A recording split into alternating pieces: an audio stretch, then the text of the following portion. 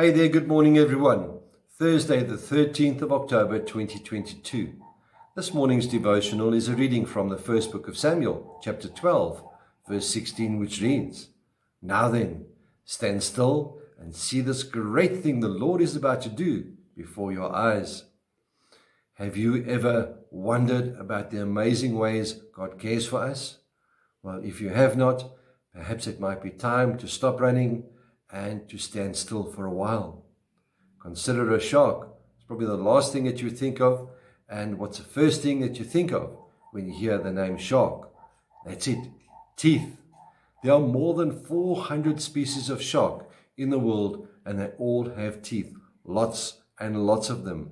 That's because they also lose lots and lots of teeth as they rip and tear into their prey. And sharks would starve very quickly without their teeth. So God gave them a unique tooth replacement system. You see, sharks' teeth are arranged in rows in their mouth, one behind the other. And some sharks only have 5 rows of teeth, but others, like the bull shark, for example, have 50 rows of teeth.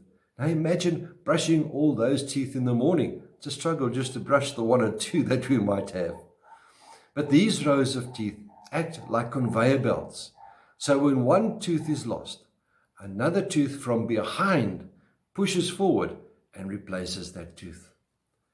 Sharks are born with a full set of teeth, whereas human beings are born toothless. Now and again you may hear of the odd baby being born with teeth.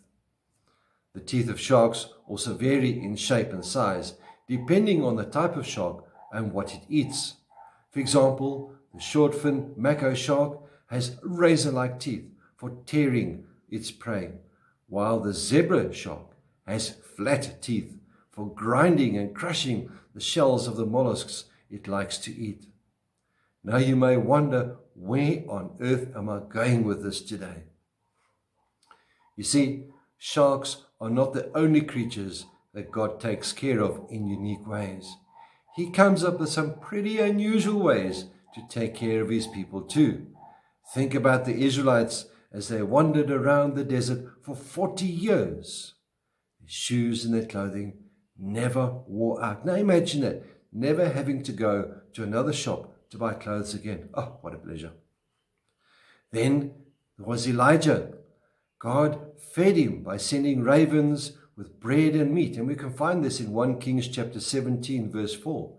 And then in the same chapter, 1 Kings chapter 17, we find the story of the widow of Zarephath, in that even in the midst of a terrible famine, her olive oil and her flour never ran out.